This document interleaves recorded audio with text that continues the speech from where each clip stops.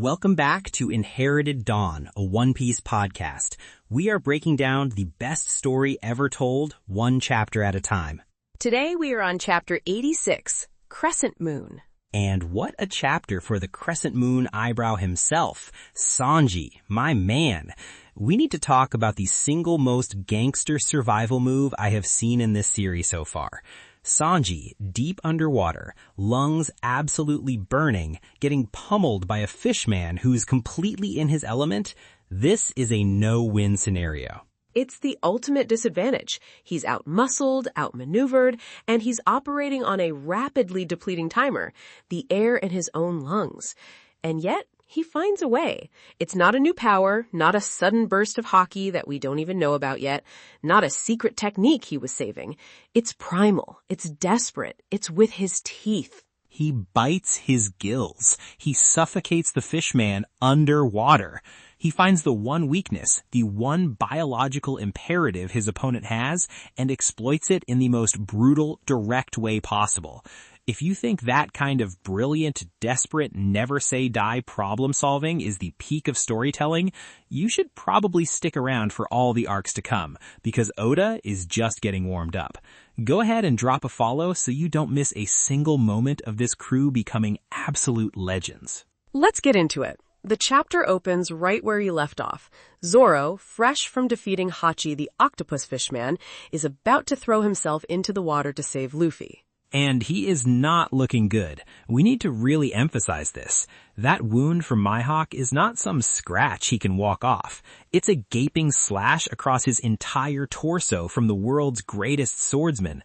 I think the panels show him sweating, he's pale, his breathing is ragged, but you look at his eyes, and he doesn't care. His captain is at the bottom of the bay, and in Zoro's simple, beautifully direct worldview, that is the only problem that exists.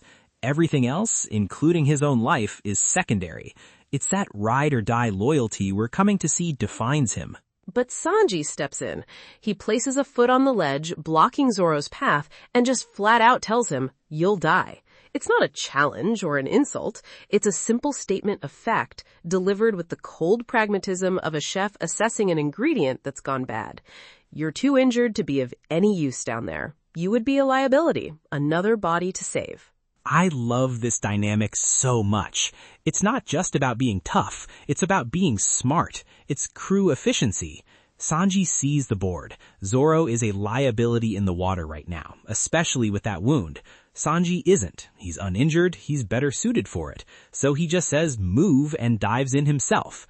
There's no big speech, no allow me, just welcome back to Inherited Dawn, a One Piece podcast. We are breaking down the best story ever told, one chapter at a time. Today we are on chapter 86, Crescent Moon. And what a chapter for the Crescent Moon eyebrow himself, Sanji, my man. We need to talk about the single most gangster survival move I have seen in this series so far. Sanji, deep underwater, lungs absolutely burning, getting pummeled by a fishman who's completely in his element. This is a no-win scenario. It's the ultimate disadvantage. He's outmuscled, outmaneuvered, and he's operating on a rapidly depleting timer, the air in his own lungs. And yet, he finds a way. It's not a new power, not a sudden burst of hockey that we don't even know about yet, not a secret technique he was saving. It's primal. It's desperate. It's with his teeth. He bites his gills. He suffocates the fishman underwater. He finds the one weakness, the one biological imperative his opponent has, and exploits it in the most brutal, direct way possible. If you think that kind of brilliant, desperate, never-say-die problem-solving is the peak of storytelling, you should probably stick around for all the arcs to come, because Oda is just getting warmed up. Go ahead and drop a follow so you don't miss a single moment of this crew becoming absolute legends. Let's get into it. The chapter opens right where you left off. Zoro, fresh from defeating Hachi the octopus fishman, is about to throw himself into the water to save Luffy. And he is not looking good. We need to really emphasize this. That wound from Mihawk is not some scratch he can walk off. It's a gaping slash across his entire torso from the world's greatest swordsman. I think the panels show him sweating, he's pale, his breathing is ragged, but you look at his eyes, and he doesn't care. His captain is at the bottom of the bay, and in Zoro's simple, beautifully direct worldview, that is the only problem that exists. Everything else, including his own life, is secondary. It's that ride-or-die loyalty we're coming to see defines him. But Sanji steps in. He places a foot on the ledge, blocking Zoro's path, and just flat out tells him, "You'll die." It's not a challenge or an insult. It's a simple statement of fact, delivered with the cold pragmatism of a chef assessing an ingredient that's gone bad. You're too injured to be of any use down there. You would be a liability, another body to save. I love this dynamic so much. It's not just about being tough, it's about being smart. It's crew efficiency. Sanji sees the board. Zoro is a liability in the water right now, especially with that wound. Sanji isn't. He's uninjured, he's better suited for it. So he just says move and dives in himself. There's no big speech, no allow me, just pure decisive action. It's the same energy he had at the Barati when he stepped up to protect the restaurant. When there's a problem, he just handles it. And Zoro's reaction is fascinating. It's a panel of pure horror, but it's not born of ego, not because Sanji is stealing his moment of heroic rescue. I think it's a swordsman's tactical assessment. He knows Sanji is jumping into a fight he's not equipped for. He's a martial artist whose entire style is based on kicking, something that is severely hampered by water resistance. He's willingly entering the preferred battlefield of a fishman karate expert. Kuroobi, who we've already seen is a serious threat, gleefully follows him in. The entire battlefield just completely shifted in an instant. On land, I'd give Sanji the edge, easy. He's got the speed, the technique. But underwater, Kuroobi is smiling. You can see it on his face. He knows he's a shark, and Sanji just jumped into his ocean. The fight is, by all logic, already over. But then Sanji sees something that changes the entire mission, and frankly, the entire tone of the situation. It shifts from tragedy to a uniquely one-piece brand of frantic comedy. Yes, it's one of my favorite panels in the entire arc. He gets down there expecting to see Luffy's body, maybe with the last few bubbles escaping his mouth, but instead he sees Genzo and Nojiko. They haven't just been sitting there wringing their hands on the shore. They're in the water, fully committed, doing CPR on Luffy's body while his head is on the shore. It's drawn so matter-of-factly. They have stretched Luffy's neck all the way from the bottom of the bay to the village docks. Nojiko's there, holding his head up, keeping his mouth and nose clear of the water, while Genzo, the town sheriff, is underwater, methodically pumping his chest. It's an absurd, almost grotesque image, but it's played completely straight. This is what I love about Oda's problem solving. It's so ridiculous, but it makes perfect, logical sense within the rules of this world. Is Luffy drowning? Yes. Is he a rubber man? Yes. So can you stretch his neck to the surface so he can get air while his body is still trapped? Of course you can. It's the most logical, absurd, brilliant solution imaginable. It's thinking with the powers, not just about them. It also speaks volumes about the villagers' trust and desperation.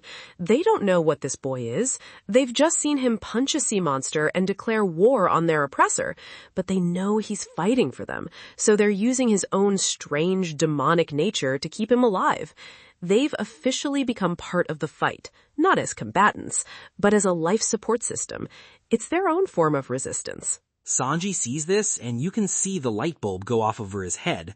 The whole plan clicks into place. Luffy isn't dying. He has air. He's sort of fine. The mission just got 100 times clearer and 1,000 times simpler.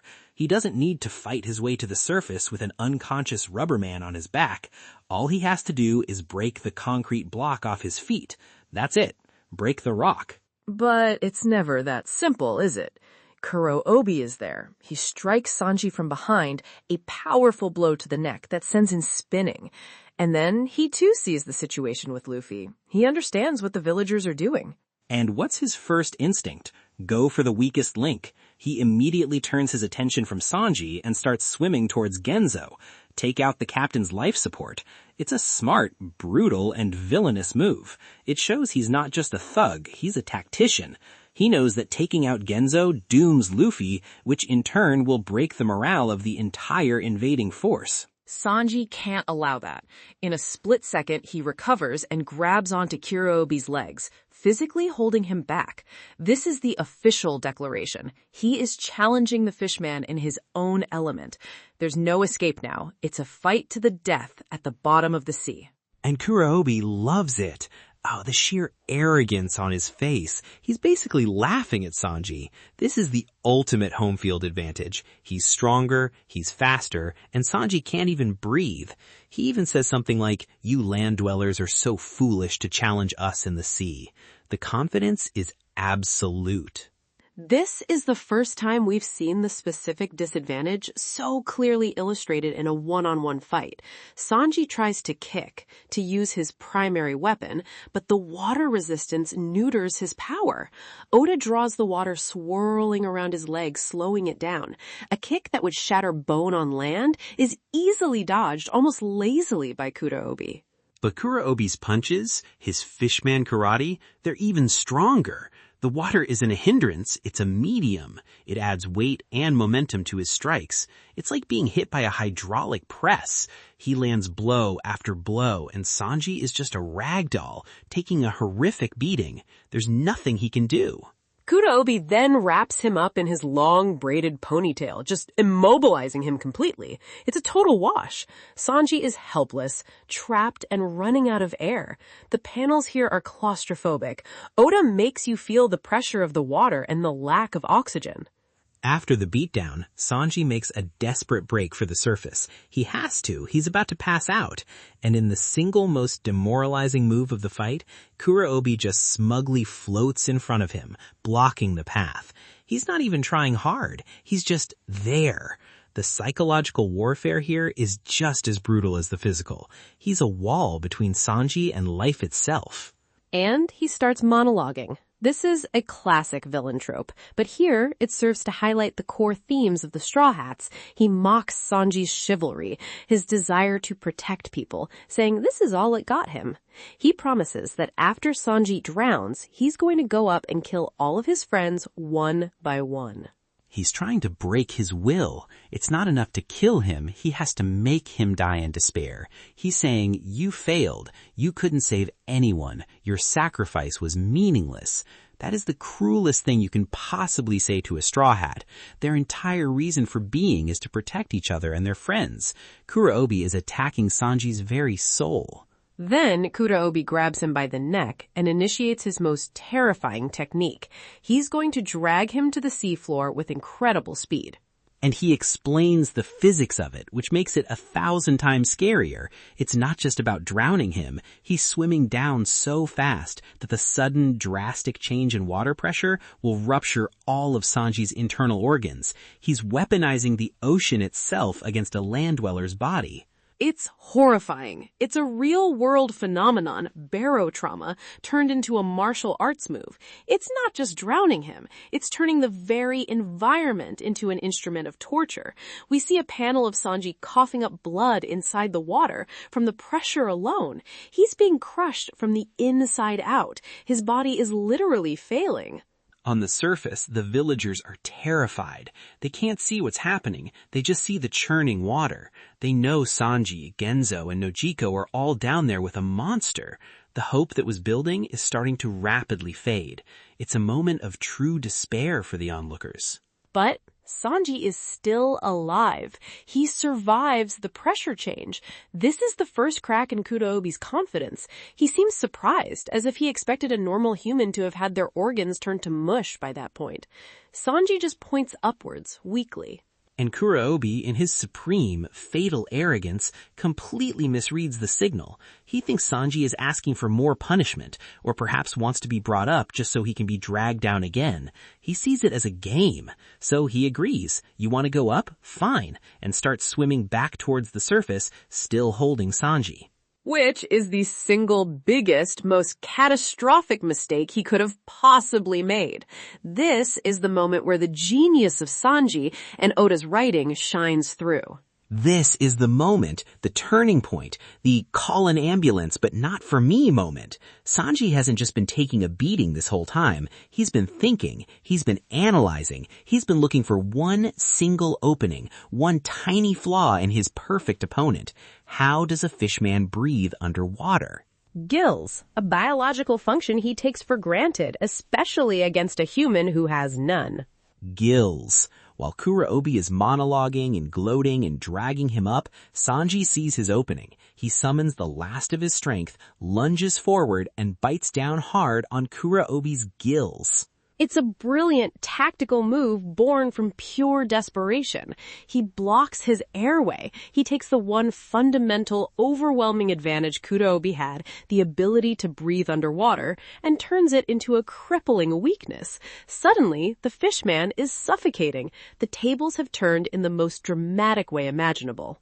The hunter becomes the hunted in an instant. Kuroobi panics. He can't breathe. The shock and the pain are so intense that his grip loosens and Sanji is free. He uses his powerful legs to rocket to the surface, breaking through and taking the most desperate, life-affirming gasp of air you have ever seen. The look on Arlong's and Zoro's faces on the shore is pure, unadulterated shock. They just saw a man who should be dead burst from the sea. He didn't just survive, he won. He fundamentally defeated his opponent in a battle that was, by all accounts, impossible for him to win. He proved that intelligence and willpower can overcome a massive physical disadvantage. He hangs on the side of the platform, coughing up water and blood, catching his breath, and he looks over at Zoro, and with the iciest cool I have ever seen, he just gasps out, "Luffy's sort of fine." He has just handled a near-death situation, a fight that should have killed him 10 times over, and his first thought is to update the crew on the status of the captain. That's crew love right there. That's family. Then he turns his attention back to the water, where a sputtering, furious Kuroobi has surfaced, clutching his bleeding gills. The fishman is in disbelief. And Sanji, leaning on the platform, not even fully out of the water yet, lays down the challenge. "Come on up. I'm going to kill you now." It's so cold. He's not asking for a fight. He's making a statement of fact. You had your turn in your world. Now it's my turn in mine. Kuroobi is absolutely furious, but he's still confident. He's a fishman, one of Arlong's top officers. In his mind, his raw natural strength, which is stated to be 10 times that of a human, will be more than enough to win on land, especially against an opponent who is clearly injured, exhausted, and half-drowned. He thinks wrong. So wrong. The second Kuroobi gets on that platform, it's over. It's not even a fight anymore, it's a conclusion. Sanji unleashes a storm of kicks so fast and so powerful, Kuroobi can't even process it. Collier, épaule, côtelette, it's a full-course meal of pain. He's completely stunned. He went from a state of total domination to being utterly overwhelmed in the span of 30 seconds. The difference in Sanji's power, speed, and technique on land versus in the water is astronomical.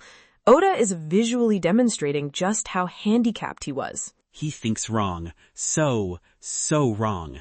The second Kuroobi gets on that platform, it's over. It's not even a fight anymore. It's a conclusion. Sanji unleashes a storm of kicks so fast and so powerful, Kuroobi can't even process it. Collier, épaule, côtelette, it's a full-course meal of pain. He's completely stunned. He went from a state of total domination to being utterly overwhelmed in the span of 30 seconds. The difference in Sanji's power, speed, and technique on land versus in the water is astronomical. Oda is visually demonstrating just how handicapped he was. Kuroobi tries to wind up for his ultimate attack, his Hyakugawara Seiken, the 100-tile true punch. He's gathering all his strength for one final desperate blow. But he doesn't even get the chance. Sanji is already in the air, a blur of motion. And he delivers the finishing blow, a devastating kick combo he calls Mouton Shot. Mouton Shot, a barrage of kicks straight to the chest and torso, and as Kuroobi is sent flying off the platform and into the distant wall of Arlong Park, Sanji, ever the chef, adjusts his tie and coolly asks him if he wants any dessert. The disrespect is beautiful. It's perfect. That right there, that was super. He didn't didn't just beat him, he humiliated him. He established a new pecking order with brutal efficiency. You do not mess with the cook of the Straw Hat Pirates. This fight served to solidify his role and his power level within the crew. What a way to finish a fight. He proved he's not just support. He's not just the guy who makes food. He's a core combatant, one of the pillars of this crew. Zoro has his swords, Luffy has his fists, and Sanji has his feet. The monster trio is really starting to take its final shape right here in this arc. And with that, one of Arlong's 3 main officers is down. The tide of this entire battle is beginning to turn. The impossible is starting to look possible. Oda also left a little author comment this week. He's shouting out a couple of his former assistants, a former staff member named Kusanagi-san, and someone he calls a figure yet veiled in mystery, Kiyu-san, who have their own manga coming out in a special issue of Akamaru Jump. He's telling everyone to go read them. It's always nice to see that.